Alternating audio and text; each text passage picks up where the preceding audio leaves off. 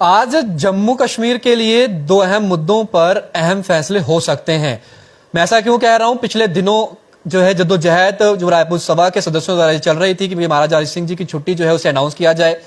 DC Jammu डिफकॉप Jammu द्वारा table पर talk हुआ और यह कहा गया कि आप थोड़ा दिनों का समय दीजिए, हम जो है बातचीत कर रहे हैं और कुछ ना कुछ समाधान निकलेगा।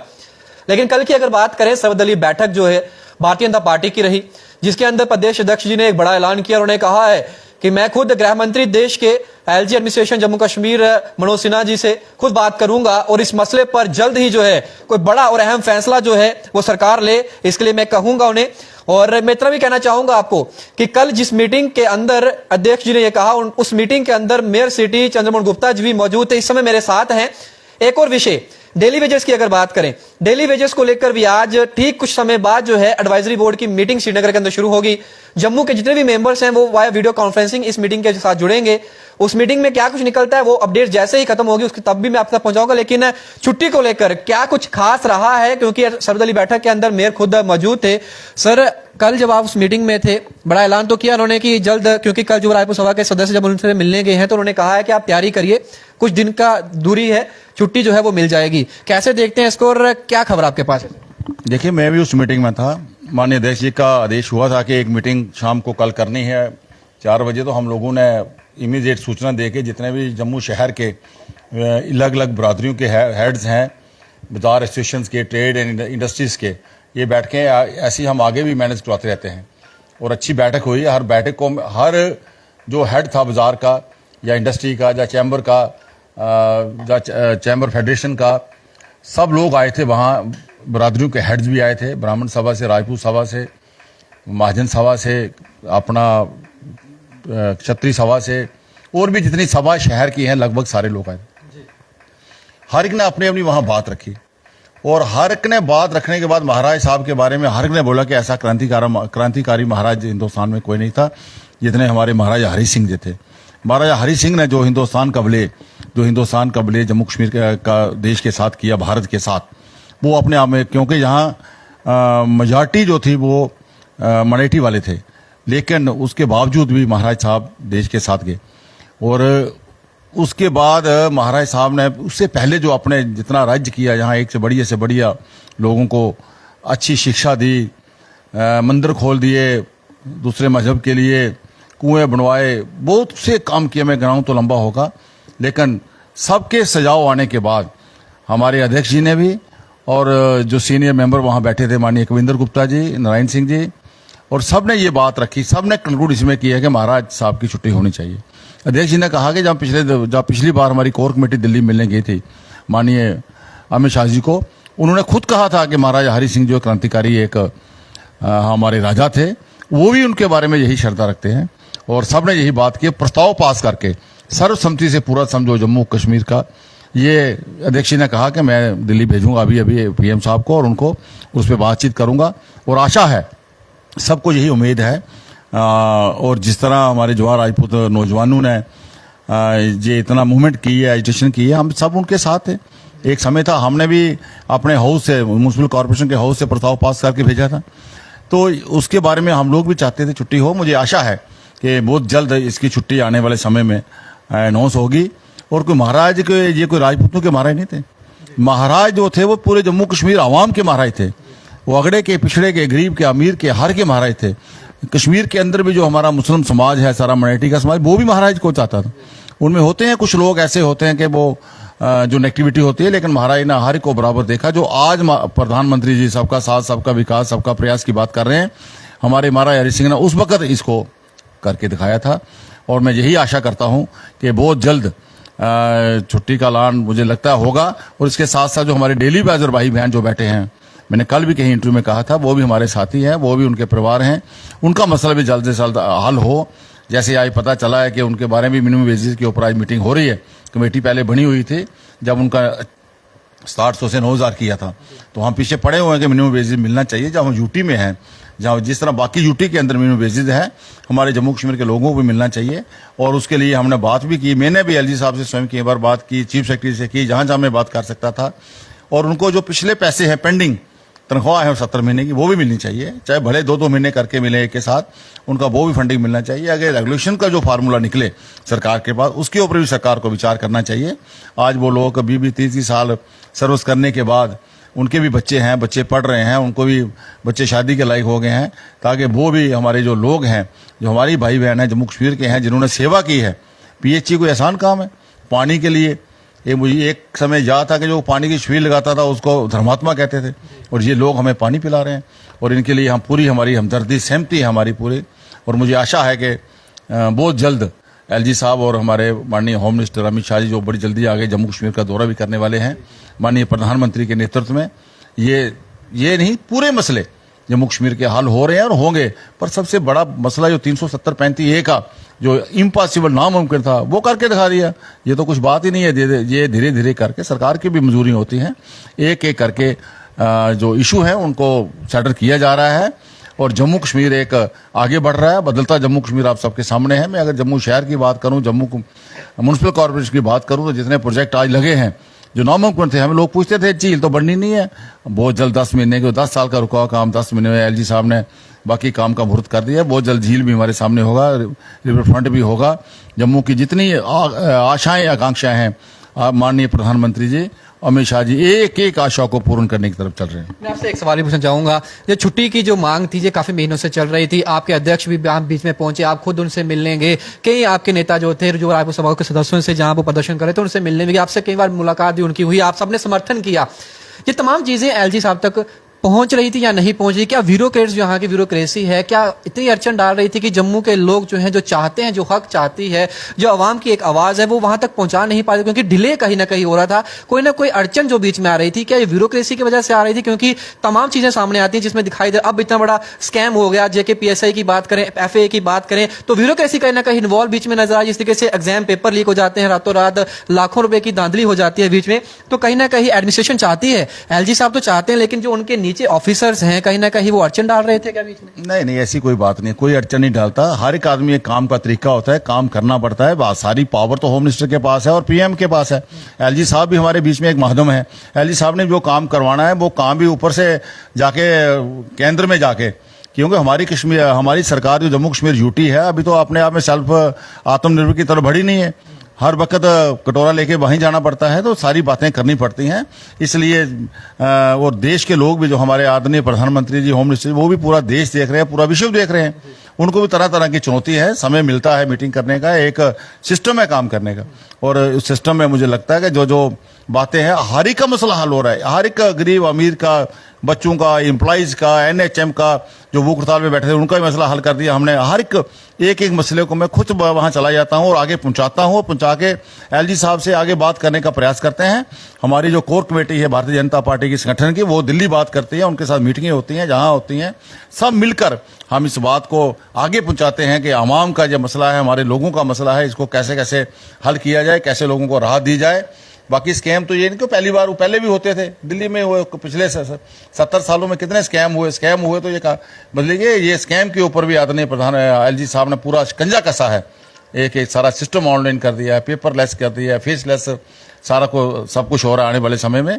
और जम्मू कश्मीर एक, मैं आपसे ये भी जानना चाहूंगा कि ये जो चीजें आप बोल रहे हैं मेरे को, वो सब चीजें ठीक है, लेकिन ऑन द ग्राउंड जो है, कहीं ना कहीं नाराजगी लोगों की नजर आई साफ तौर पर, और अब कहीं लगता नहीं है कि ये अगर छुट्टी अब अनाउंस होती है तो काफी डिले हो गया। ये छुट्टी अगर पहले दी जाती, आज अगर मिनिमम वेजेस एक्ट में जो मीटिंग अभी चल रही है, कुछ ही देर में शुरू हो जाएगी, उसमें अगर ऐलान हो जाता है कि minimum wages act as per duty जो दिल्ली में मिल रहा है वो जम्मू कश्मीर के लोगों को मिलेगा, तो ये लग नहीं रहा कि समय लेट हो गया है? जो नाराजगी थी वो विरोध में बदल चुकी है, क्योंकि जगह जगह पर आधे आधे घंटे, आधे आधे किलोमीटर का प्रदर्शन नजर आए थे। अभी भी जितने भी लोग जुड़े हमारे साथ, वो भी नीचे कह रहे हैं कि बीजेपी के साथ काफी अपेक्षाएं थी, लेकिन बीजेपी उस तरीके से खरी नहीं उतर पाई है। तो कैसे देखते सर इसको, विरोध हो रहा है बीजेपी का? देखिए, भगत से पहले भाग्य से ज्यादा कभी नहीं मिलता। हर चीज का वक्त होता है। पिछले 2-2.5 साल कोरोना काल में जिस तरह देश ने मार खाई है, क्या हालत हुई है हमारी, वो देश चलाने वाला जानता है। आदरणीय प्रधानमंत्री जानते हैं, होम मिनिस्टर जानता है, उनकी टीम जानती है। आज भी मैं अगर अपनी कॉर्पोरेशन की बात करूं, हमारे भी कई बिल जो हमें ट्रेजरी में पड़े हुए हैं, बिल पास करके ठेकेदारों की पेमेंट हमने देनी है, वहाँ पैसा ही नहीं है। मैं रोज फोन करता हूं फाइनेंशियल कमिश्नर को, जहां 13 करोड़ भेज दो, 12 करोड़ भेज दो, 8 करोड़ भेज दो, ताकि ये बिल पास हो। इस तरह की मजबूरी रहती है। ये भी एक बड़ा घर है, जैसे हमारा घर है। मैं जब जाता हूं गलियों में, लोगों की बात करते, मेरी गली बना दो, मेरी गली बना दो, मेरे पैसा नहीं, पैसा जैसे आता बनाते हैं। तो मैं कहा चलो पानी पिलाओ, उनके घर जाता हूँ। तो जब उनके किचन में वहाँ देखता हूँ मैं, ये आपने ये अलमारी क्यों नहीं बनाई? कहते पैसे नहीं है। मैं ये अंदर वाली बेडरूम वाली अलमारी क्यों नहीं बनाई? मैं कहा जिस तरह आपका घर है इस तरह सरकार का घर है, जैसे ही ऐसे फंडिंग आती जाती, पैसा आता जाता है, ऐसे ऐसे काम होते हैं। एलजी साहब ने भी सारा, ये कोई एक छोटा मोटा काम नहीं था सबको डेली वेजर का मसला हल करना या ये वाले मसले हल करने सारे। और मुझे आशा है कि एक एक मसला हल होगा। और जितने प्रोजेक्ट्स आज काम जम्मू कश्मीर के अंदर लगे हुए हैं, इतने काम कभी नहीं हुए हैं। आदरणीय प्रधानमंत्री जी अपना टेबल कुर्सी छोड़ने से पहले माननीय रजिंदर सिंह जी जो पीएमओ में बैठे हुए उनको पूछते हैं कि डॉक्टर साहब को जम्मू कश्मीर की फाइल तो नहीं है? डॉक्टर साहब को जम्मू कश्मीर, हर एक जम्मू कश्मीर की फाइल को करके जाते हैं, कहीं कहीं मजबूरी आती है।